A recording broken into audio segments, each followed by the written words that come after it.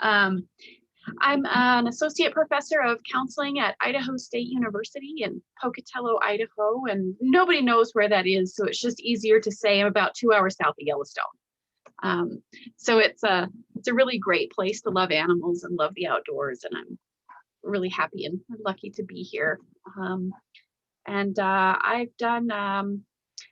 I've had quite a few years of experience before coming into my work as a professional counselor, working as it was NARA at the time, but what is now PATH, as a therapeutic riding instructor for kiddos with a variety of different ability challenges. And then I got into counseling and got into animal-assisted therapy and counseling and in counselor training as well. So species that I work with are horses, obviously, where I got my start. Equines are near and dear to my heart. And I also work quite a bit with dogs, but most often I'm most well known for my work with rabbits. That I find to be much more like horses than dogs and cats are. So they're sort of like, horses that can come into my office setting. So they're really lovely. Most of my clinical population is with trauma-informed counseling, particularly with veterans and female survivors of sexual violence and sexual assault. So that's most of the presenting concerns I work with. And most of my research in animal-assisted interventions has been around, so we know people are doing it, but, and we know that we're supposed to have training in how to do it well, but what does it mean to do it well? So a good bit of my work has been around professional competency, professional standards, guidelines.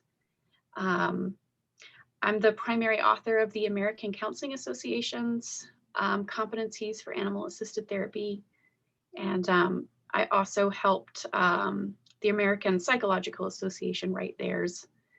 I authored the Pet Partners tiered model of handler competencies. And I was lead of the working group to tackle the provider competency section of the Animal Assisted Interventions International Standards of Practice. So that's sort of where most of my work is, and that's it. Thank you so much, Leslie. Bettina? Yes. Hi, everybody. My name is Bettina Shultz-Jobe.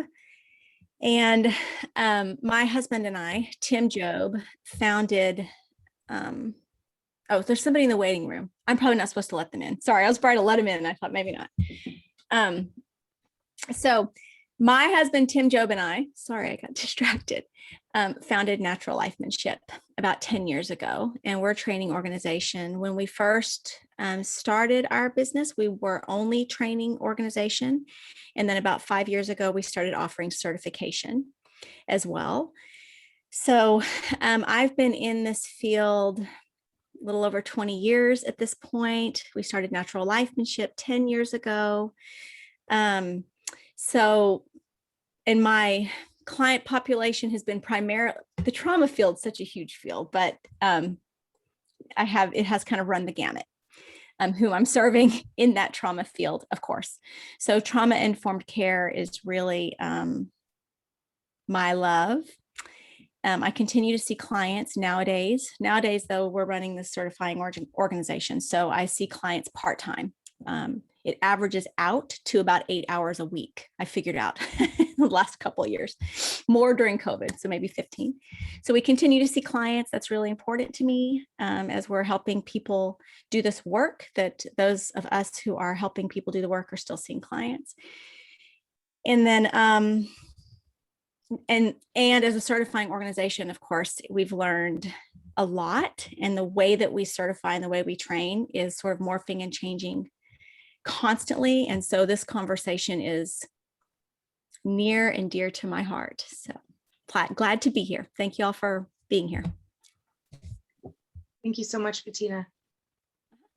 Jane, how about you? Yeah, hi everybody. I run a training organisation as well called Equine Assisted Therapy Australia, and I went through the process of becoming accredited through the government. So that was a long process. I don't know if I'd do it again because it was, I think I blame my greyness for that. But it was a really good process too because it taught me a lot. I come from a background, I started my career as a nurse and I worked in adolescent and adult mental health. And then I burnt out and traveled the world and I became a yoga teacher. So I taught yoga for many years. And to be honest, equine therapy came totally out of left field for me. So I loved horses as a kid, felt really comfortable with them. But it was more in my yoga, I guess that my stuff started to come up and I didn't know what to do with it. And that's when I started studying psychotherapy. And it was while I'd finished my psychotherapy training actually, and I was kind of confident that I'd sorted through most of my shit. And then I had an equine therapy session and it just, it was so powerful. So for me, I was like, wow, I want to learn this. And then, I don't know, it was like, it's made me really believe in destiny actually, because just one thing after the other kind of happened and I got given a full-time job in the field, and then from that I got asked to mentor, which sent me down the training track. So that's me. I'm also the mother of 2 teenagers, which is really grounding and illuminating. And I have a herd of 7 horses, and I also am in private practice. So I am about the same as you, Bettina. I probably see about, between probably about 10 hours a week of clients. And in that, I mostly work with complex PTSD, so those early attachment wounds. That's me. Thanks. Yeah. Thank you so much, Jane. Linda.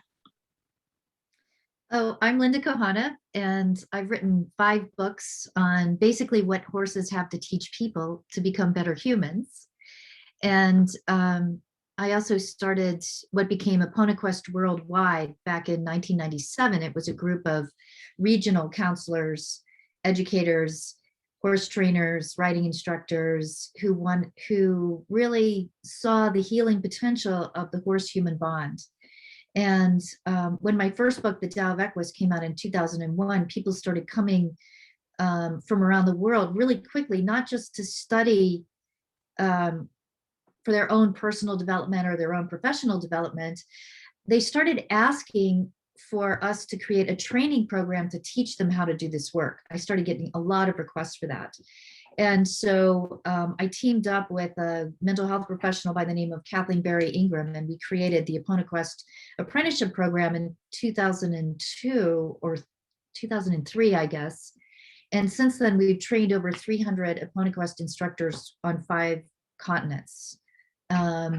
And it's been a real journey because there is ethics involved. There's competencies involved. And so I guess about one of the things I will be talking today is that, about 10 years ago, we had an ethics committee that we chose to create the ethics that are on our website now, that we also ask all of our instructors, we go over the ethics with them, we have them sign a copy. We also have an ethics review board, and believe me, now and then people slip. So you do have to step in and know how to do that. Even when people sign the ethics and understand the ethics, they're humans. So they, sometimes something happens, especially when they're under stress.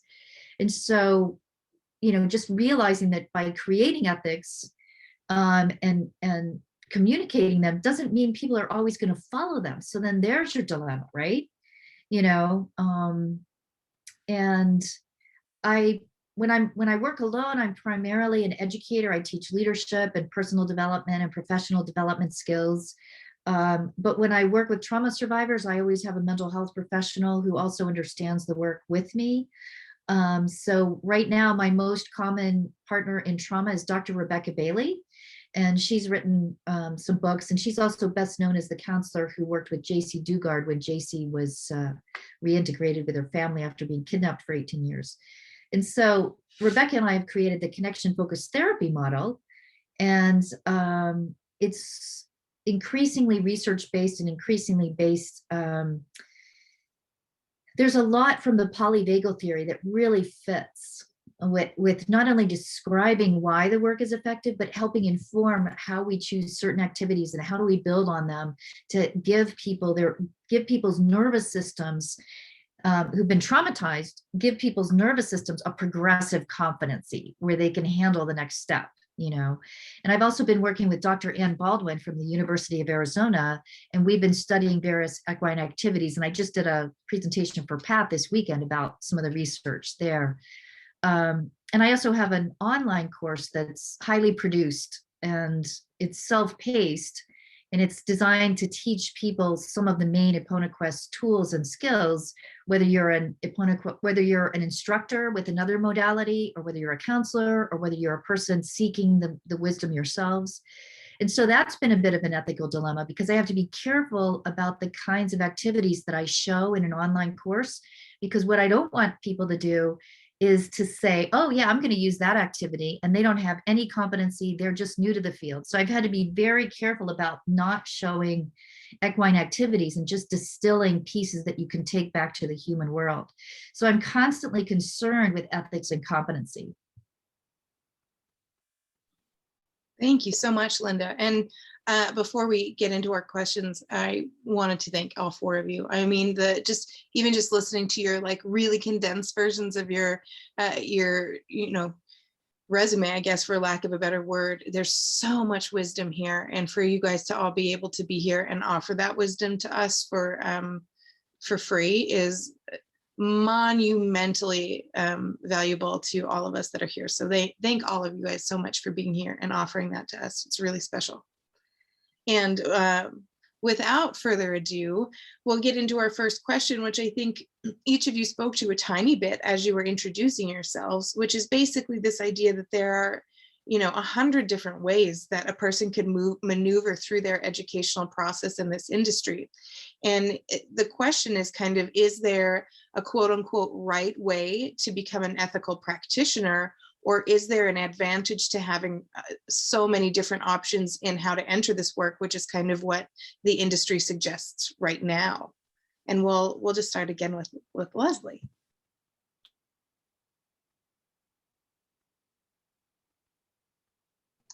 Sorry, I forgot to unmute myself. Yeah, I think that's a great question, and there's no real easy answers to it. I think, is there a right way and a wrong way?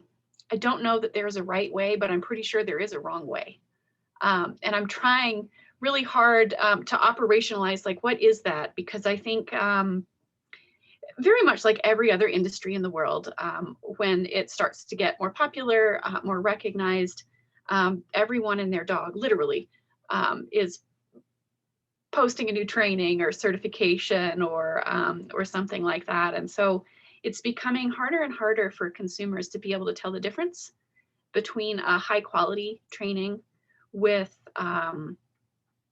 instructors or curriculum designers or directors that actually do have solid and ethical experience versus someone who doesn't. And then it's also getting hard to tell how long the training has to be. I have folks trying to show up with a weekend workshop that say, I took a weekend workshop in animal assisted therapy. Can I come by your office and you can help me create an informed consent for my clients? I'm like, whoa. But there's no set time frame, and I know it needs to be a long time, but how long, I don't know. It depends on the person and their experience. So I think what might benefit us is coming together as a field, not just with the equines, because equines are animals too. And this is something that I think is facing the industry as a whole, is how do we tell when a program is high quality? How do we tell when instructors or folks branding something are well qualified. And so I think that's something that I'm really interested in moving forward. And some of my doctoral students and I are working on that for several of their dissertations right now, is sort of, how do we tell? So I think that's step one, is how do you tell you've got great trainers? And then for me, step two is, once you find great trainers, train with a bunch of them. We all have our own idiosyncrasies, and we all, I think, share some really common core values, but all of us have different strengths and limitations. And all of us have very different approaches and philosophies. And I think that getting too myopic or too guru-like is very dangerous. There is no guru.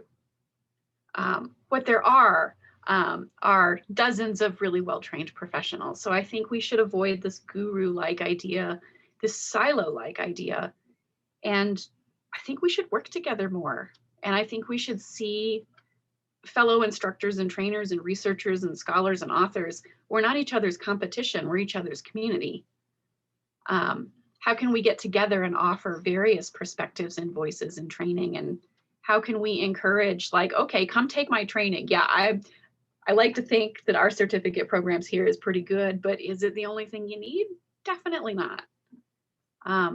Let's get to where we refer to each other and we can say, okay, well, mine's one, but here's some others that are great, and really encouraging this very diversified set of experiences. And there's no one set certification that I believe produces a competent provider.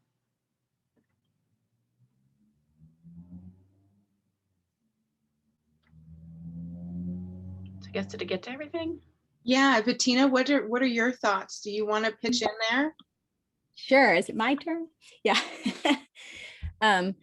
Yeah, one of the things that Leslie talked about on the last call that we did together was that competency is a spectrum, which I really resonate with. In fact, in natural lifemanship, every now and then I'm like, we have lots of Venn diagrams and lots of spectrums, in everything we teach, because that's where the nuance is found, right? And so, is there a right way to do it? I agree with Leslie. No, there's not just a right way. It's what's right for you. One of the things that, as this field, and I think I've said this before, 10 years ago when we came onto the scene to do trainings, there were very few other trainings. Linda Kohanov was one of them that was happening then. And as we've had more and more options, it's mostly been good for the field. I hear a lot of complaints. I do hear a lot of people talking about the division in the field. It's part of what happens as a field grows, right? And I think on the last call, I even used this like religion analogy, right? Is that we need to have lots of options out there for people to find what is right for them. But what happens as we're doing that? So one of the things that has come to mind for me a lot as I've thought about people, how do you pick what's the right program?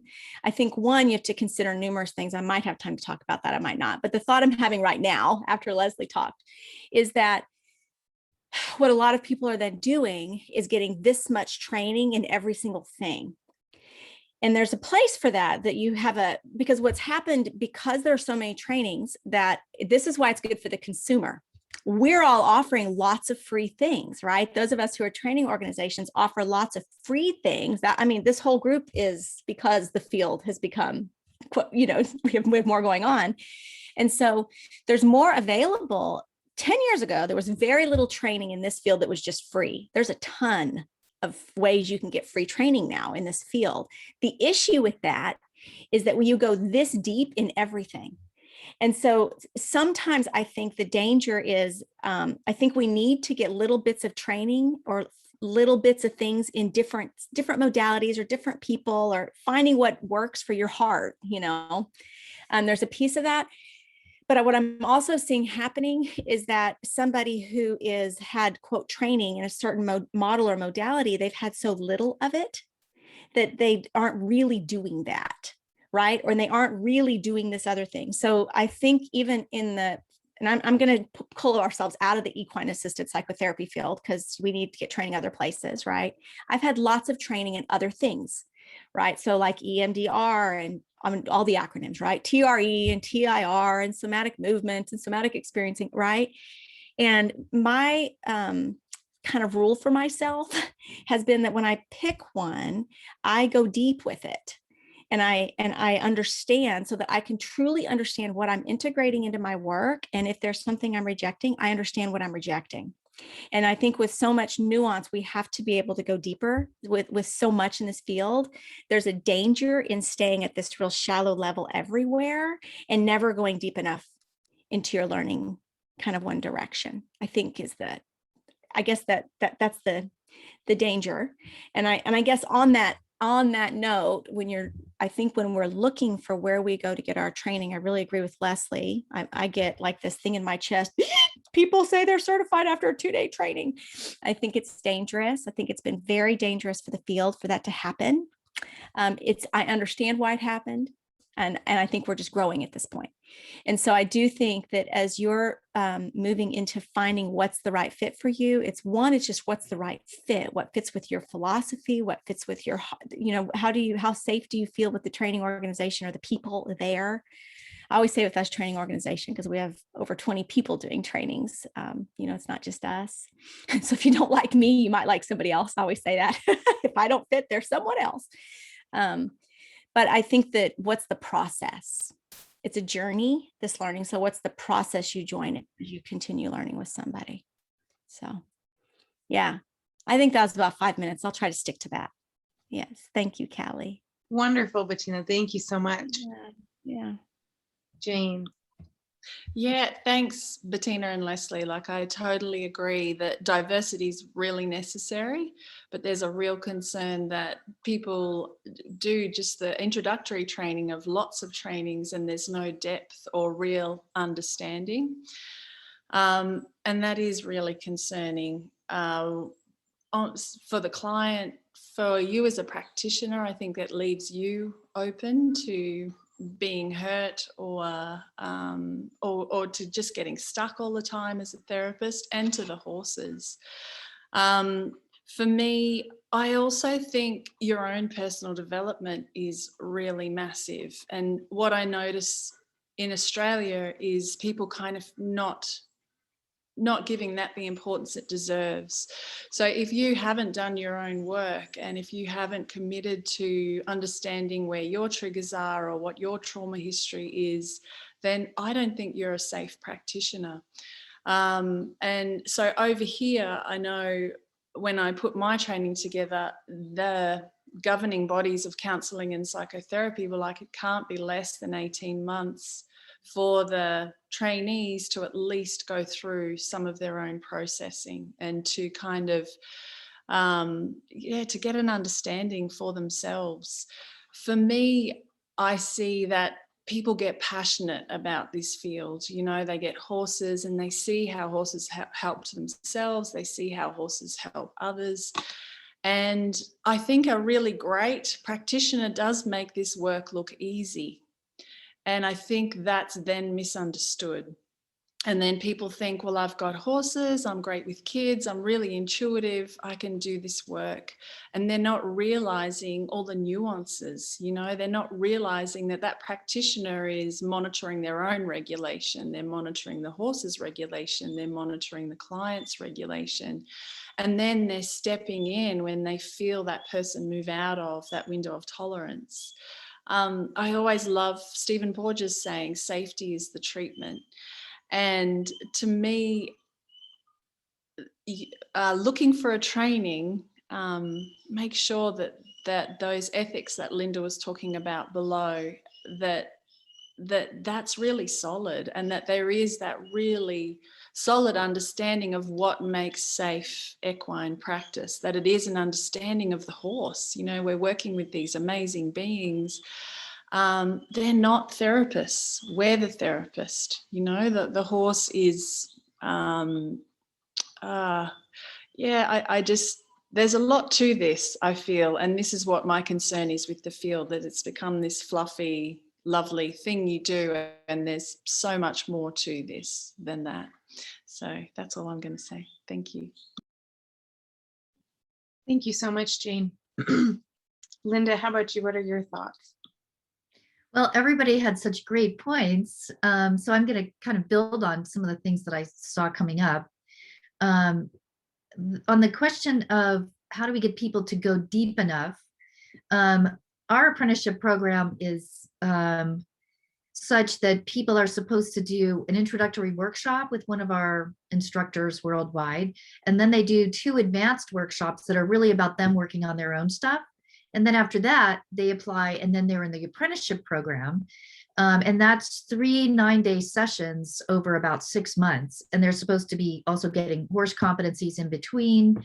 And so before they even enter the program, they've done a lot of their own work. And they've also seen that these are the tools that they want to teach. They resonate with this particular method.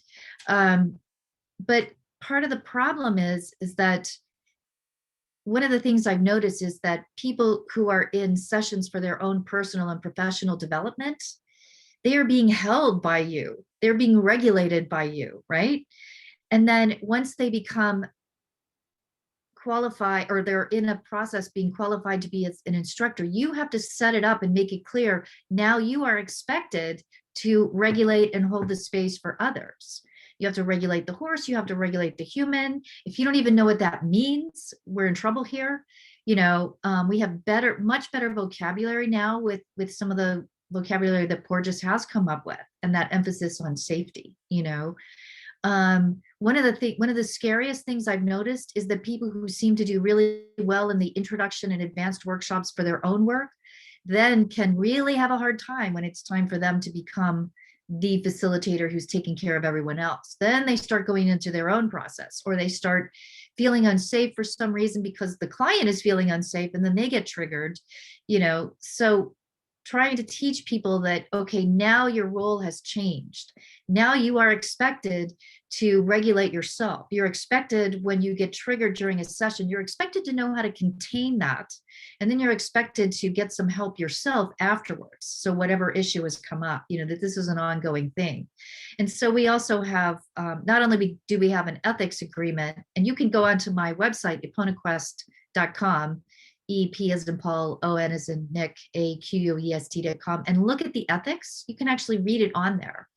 And to actually have ethical standards that clients can take a look at also is helpful. I know that we've gotten some really solid clients who've been recommended to do our work because their counselor read the ethics and said, this looks solid to me. If you like the approach, this looks solid. But like I said, not all instructors go out and then uphold all of the ethics. So, and you have to just know that 90% of your instructors that have gone through a more in-depth training program are going to be good. They're going to be fine. And then there's going to be 10% that they're going to have a stress in their life. They're going to get divorced. They're going to get attracted to a client. They're going to get triggered by a client where they're going to get stressed and they're going to make a mistake. And how do we catch that?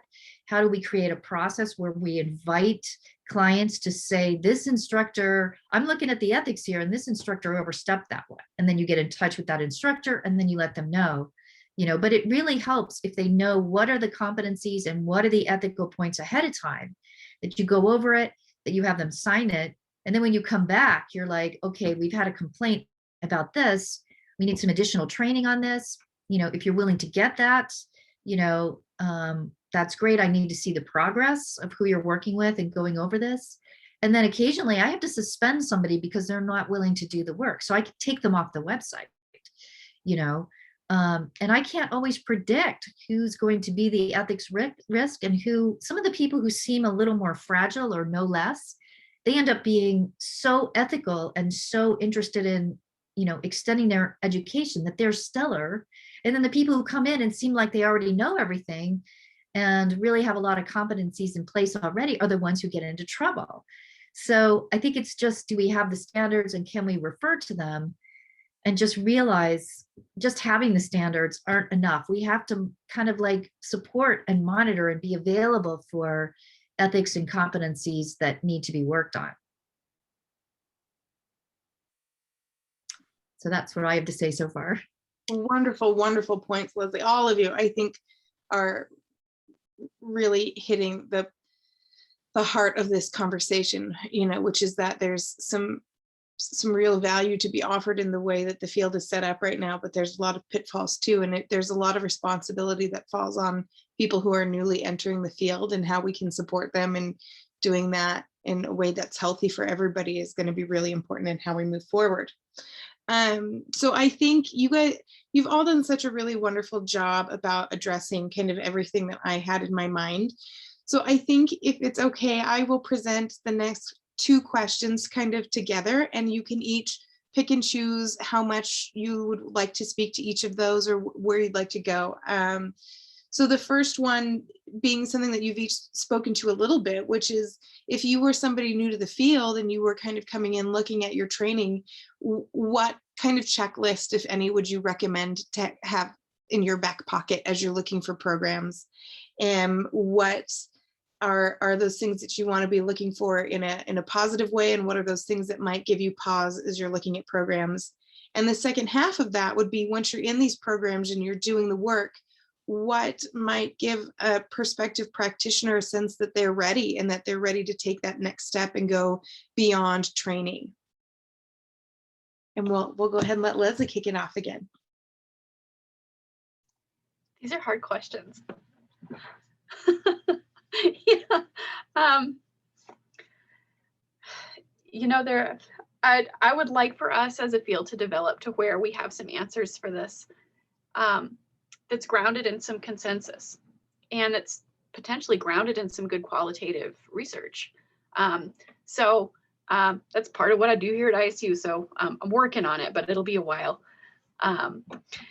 In the meantime, some things that I've done for myself and recommended for my students in terms of, you know, looking at, or is there a checklist? The first thing I tell my students to do is to contact some very well-known, trustworthy folks. And we're easy to find. Cynthia Chandler, contact, like Aubrey Fine, like email these people. They will get back to you. These folks that founded the field, they know everyone. And ask them. If you have a program in mind, say, have you heard of this program? What do you think? Or conversely, you can say, what programs do you recommend? Because most of us are pretty familiar with each other's work. And most of us are willing to give our colleagues kudos and props. So, okay, sure, we may give you ours on the list, but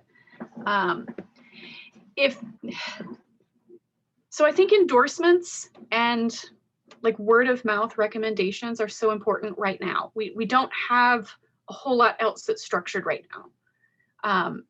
But I think that's really important. Go look at the endorsements of these folks' programs. Is it clients and students that are endorsing it, or are these well-respected, well-established peers in the field? So I think reach out to these folks and ask.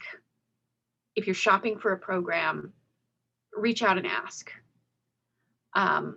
The other thing I would look for, I think has come up a lot, is I see a lot of folks who are really well trained in animals or really, really well trained in being whatever identity of helper they are, whether it's a psychologist, a counselor, an OT, a PT.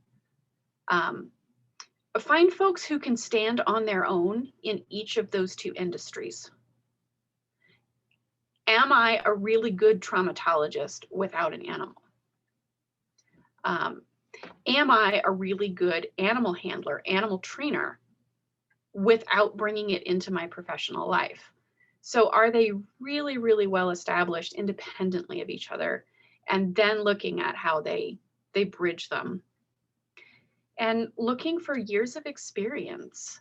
There are folks that go through certifications, and I'm trying to not mention anyone by name, none of you all, this is more dog related. who go through a well-known expert's trainings and then turn around and run their own program.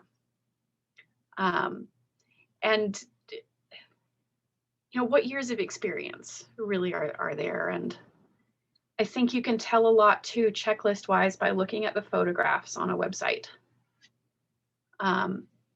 particularly with the animals. If we're talking about dogs, are there photographs that are supposed to be cute and sweet of dogs in restricting hugs? Are there dogs with tense, stiff body language?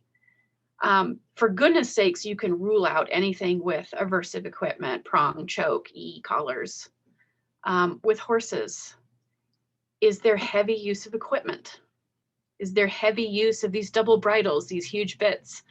Are they overtacked? Are there spurs and whips? Look at the body language of the horses that are being chosen in marketing. If whoever is marketing this can't tell that horse looks stressed in the photo, they're likely not a super competent place to go for training. So I think for right now, piecemealing that is as best we've got. I really hope we come together as a consensus with something that is a little bit more concrete. So that was is there a checklist? What was the second part of the question? Well, that first half, wonderful. The second half is how you might have a sense that you're ready to move beyond the training and start practicing. I think the first thing to remember is that you're never ready to start practicing on your own.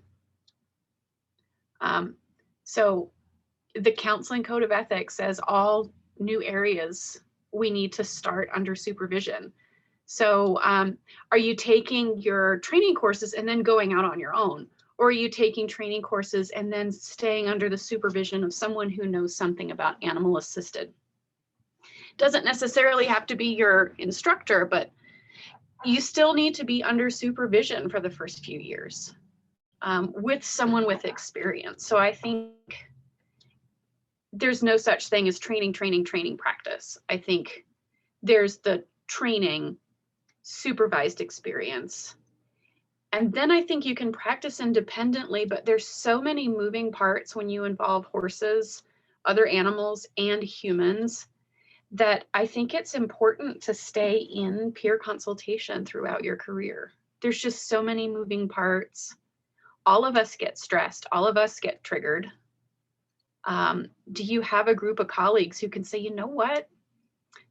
Are you hurting right now? Because it looks like it's showing up in your work. Or, hey, are you too close to this horse? Are you recognizing that horse is sore? Or maybe they want to retire?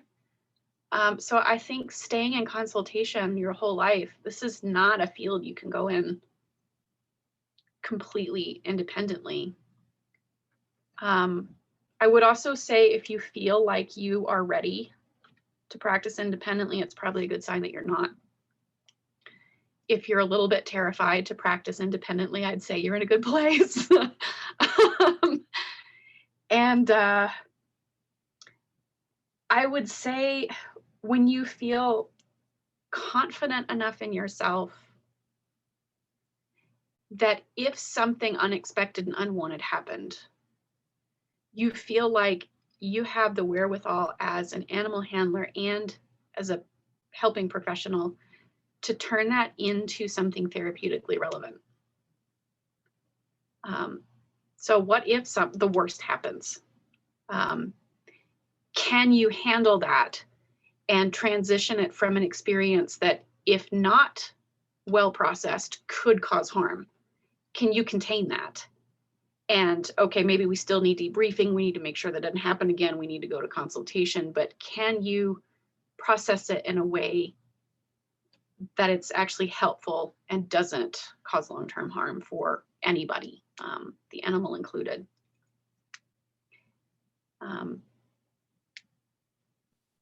Yeah, I think that's it. If you feel like you've got this under control, I'm pretty scared because I've been doing this for 15 years now, and I'm still like, oh boy, here we go. Have I checked my liability waivers? Do I really know what I'm doing? No, that's a wonderful point. I really appreciate that perspective a ton. Bettina, how about you? What are your thoughts? I have so many thoughts about this. Yeah. So, when you're looking for the place to get trained, I do think, and Leslie alluded to this, we talked about this before, but I do think the teacher experience matters. I think teacher experience matters a lot as you begin certification, because you want to know that you're in capable hands, right? And because this is a new enough, field, there are a lot of people who have maybe even worked in it for 10 years, but have had very few clients. I think that's the other piece, is because there's a lot of people that may have, 2 clients a week, right? So somebody who had 30 clients a week for 15 years is significantly different than somebody who didn't have clients. So I do think that it's extremely important that the people you're learning from, that they've had a lot of experience with clients, and with clients with whichever their specialization as far as animals goes, right? I love what Leslie said about, are they well established, independent of each other? So that's really my next thing. So one is, do you have the program you're going through have really sound clinical, like the clinical piece, the trauma therapy piece, or the therapist end of things? And then the next thing is the equine experience, right? And so, there's a rub. I always joke about that, because my husband and I started Natural Lifemanship, and he is the equine side. And even though I've got a life of experience, I never claim to be the, equine professional, because compared to Tim, I'm not, and I've worked very hard to be strong on the clinical side, right? But there's a rub in this field. When we're really strong on the clinical side and then really strong on the equine therapy side, there will be a rub, and it's powerful, and it makes us stronger. It's amazing when that happens, right? So I think that's important. I agree with Leslie about that. I think we talked about the ethics piece. I think having clear ethics is really important. I love that Linda was saying that that it's listed on your site. I think it needs to be on our site. What are our guiding ethics, right? I agree about that. The other piece I agree about, Jane, is that when you're looking at a program, how is this program going to help you in the personal growth end of things, right? So I've recently started reading a book by Louis Cozolino called The Developing Therapist. And it's one of the things that he talks about in the book. He talks about that, as clinicians, it's our job to create a sacred space for connection, not to fill that space with what we know. And he talks a lot about how when we're first learning, what we want is a script, we want techniques, we want activities, and that's not what it is to do this work. Right? To do this work, we as clinicians ourselves, speaking of portraits, we have to feel safe ourselves. We have to know we have to be able to understand our own regulation and our own triggers, and then know what to do about them. And so while I think that's also important, Louis Cozolino is not writing about equine therapy. I think it's important in an office setting, but I think even more important in a setting where we involve animals, because the animal doesn't know who the client is. The horse is not aware that when I show up, the dysregulated one, they're not aware they're supposed to be focusing on the identified patient, right? It's that our regulation matters so much more when we involve horses.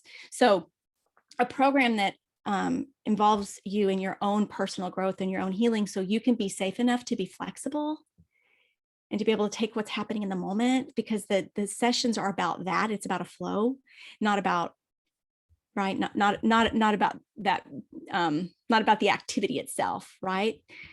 Again, I think we've already talked about this, but to me, the depth and breadth of learning, there's a breadth of learning I think we do need, maybe in the beginnings of fundamentals type trainings, right? And then what's the depth? How do you go deeper?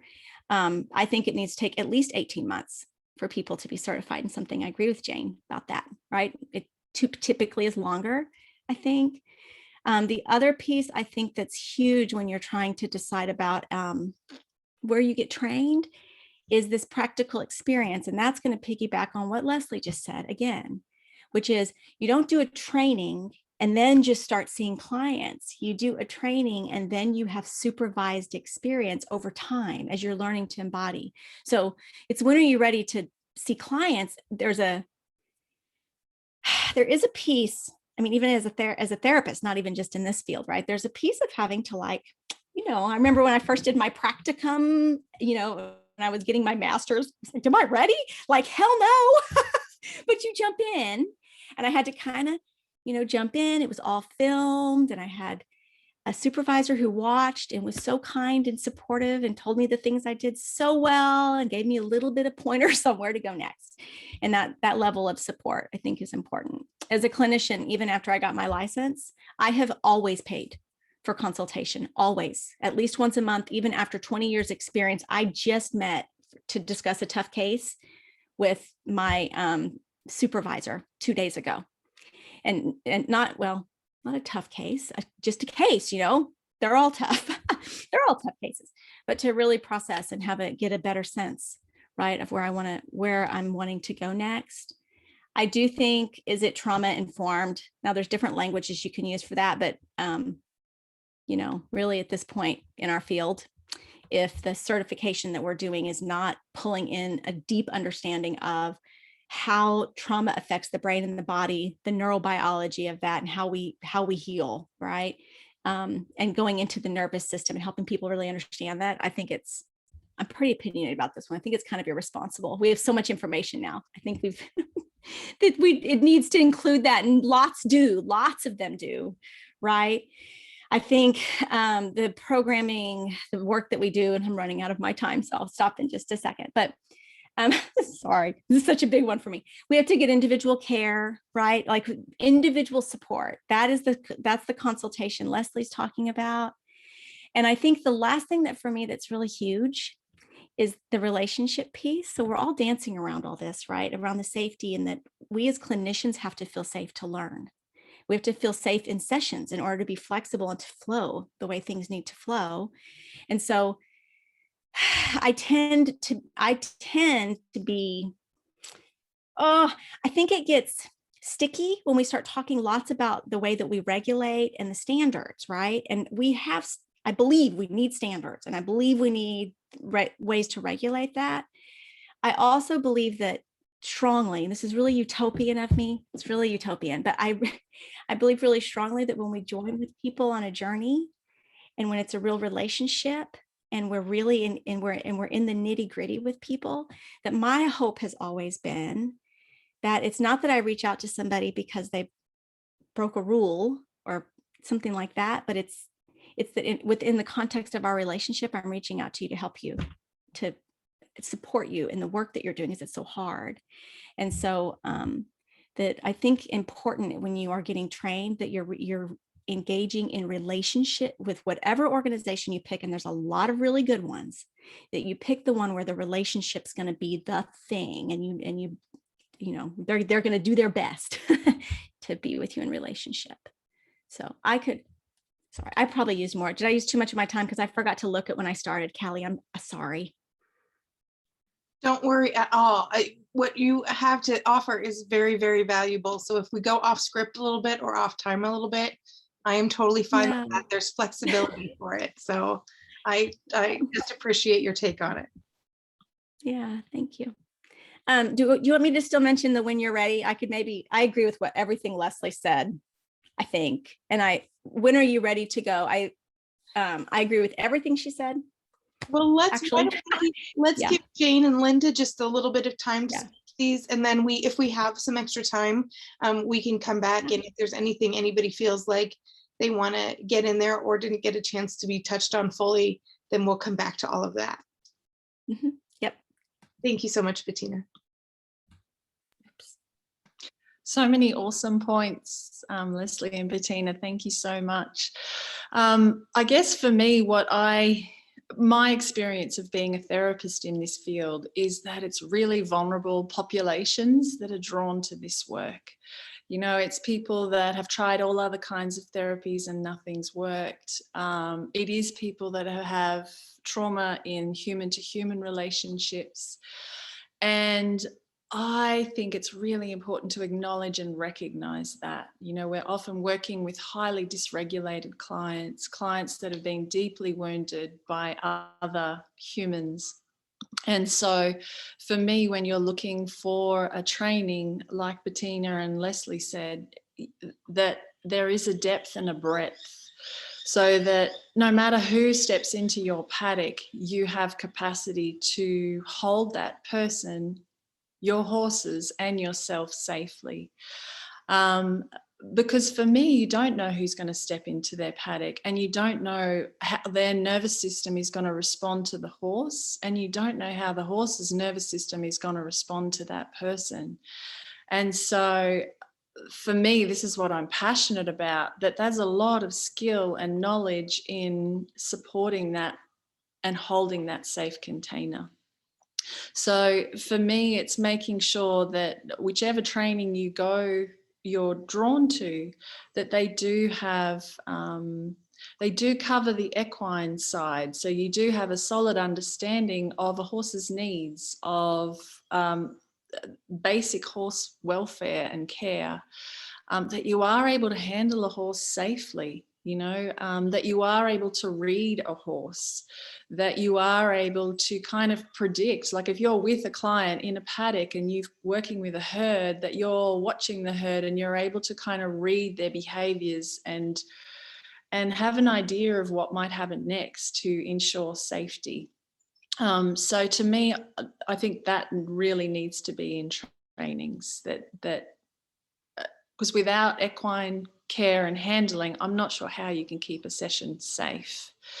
So there's that piece, and then there's understanding humans, you know, there's understanding how to read a human's nervous system, like Bettina said, or how trauma might have impacted that person's capacity to relate, how trauma may have impacted that person's capacity to have any skill in the moment. Like, it's so common for somebody to step into a paddock with a horse and become entirely unskilled, to not be able to set a boundary with the horse, to not be able, their words are gone, they could dissociate. And so for me, it's integral that you know how to recognize that that is happening for the human in front of you, and you're able to keep them safe and support. I mean, freeze for me is like, we need to be able to recognize that. And because freeze with a horse, and you don't know how a horse is going to respond to that person in freeze. In my experience, over time, different horses respond differently to different people's trauma responses. And so for me, there's a lot of skill in keeping that safe again for the horse. So there's that piece. And then there's the third piece is, how do you make it therapeutic? How do you combine your knowledge of horses, your understanding of humans? And for me, they are both lifetimes worth of learning. They're both vast. I feel like a beginner in both fields, of horses, and humans. But then how do you combine them to make it therapeutic and meaningful? And that's not about activities. I notice a lot of people that come new to the field and they're like, give me some activities, or they come, we have student clinic here where people just come free as clients so the students can work with people. And a lot of them want to get in the industry, and I can see like they're looking for the activities, and it's like, this is not about activities. And if you think it's just about, I can apply this activity rote across the board, you're missing the point, and you'll burn your horses out, and your clients will leave kind of going, what the hell was that about? Or they may have a big cathartic experience but have no insight into what happened. And to me, that's not therapy. So I think those things are really important in any training, that there is the understanding of the horse's needs, how you can make it mutually beneficial. So the horse isn't having to do all the regulation. The horse isn't having to do all the work. That's not therapy again. I can't remember who said it, but somebody said, if you aren't able to, like Leslie said, be a therapist in a room with somebody, if you're not able to hold somebody, just you and them, you've got no business adding an animal to the equation. Because horses are in my experience, amazing. They will step in and do the work, but I don't think that's fair. I don't think that's fair or ethical in any way. So I feel like I'm ranting and I'm on my soapbox. I just have deep concerns actually for this industry and for the vulnerable populations that are drawn to it, and horses. Like I don't want to magic unicorn them, but the horses that I've worked with over my career do have big hearts, and they'll step in and they will do what's kind of needed to support regulation. And I don't think that's always fair on them. So there's that piece. I agree with what Bettina said around the trainer, really having that experience. And even here, because I'm a government regulated course, I have to be current in the industry as a trainer. So I have to be seeing clients. I have to have that current skills and knowledge. I think that's important too. Because I've noticed just in the past year, with COVID, the field has really changed. Like the populations and the acuteness of their mental health has really changed. And I think if I wasn't a current practitioner, I think I would miss some of those nuances. I'm going to stop because it says we've got 2 minutes, but thank you. One thing for me, you'll know, I love what Leslie said. If you feel like you're ready, then you're not ready. If you don't get the magnitude of the responsibility of what you're stepping into, if you're not terrified by that, please take more time preparing. Thank you. That's really, really wonderful. Linda, do you have, like you said, we're kind of at our 2-minute warning, but it's all yours, Linda. The rest of it all goes to you.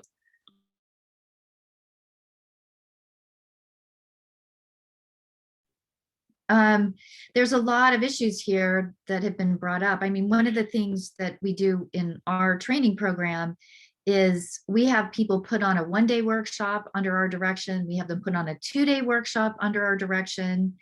Then after they graduate, then they also have to have 6 sessions with a supervisor of somebody who's already doing this work. And they're also, one of the things that I offer people is what I call facilitator light, which means that after they graduate, they can come and be considered an assistant facilitator at any workshop that I do or any kind of session that I do. But the idea is that they're not actually really facilitating, but they have a presence being there, holding the space so that they can see how we deal with all the different possibilities of clients and horses. So we encourage people to come back and do like a facilitator light so that, and I'm not even asking them to lead a session or anything. They're just there, but the client experiences them as being part of the staff, So I think all of these ways that we say, because they have to get out there and practice. So there are some people who have such a high level of integrity and they have a high sense of perfectionism, right? And they have this feeling that they should feel comfortable doing things and before they can do them. And it's like, no, you actually have to have that tension between stepping out when you don't feel comfortable and getting started, but recognizing that you're going to start off with some more simple activities. You're going to start off with some of the basics, And because I had this group of instructors one time who put on a marvelous 2-day workshop. I mean, I was really impressed with what they did and what they handled. And then they were really depressed and they thought when I was praising them that I was being insincere.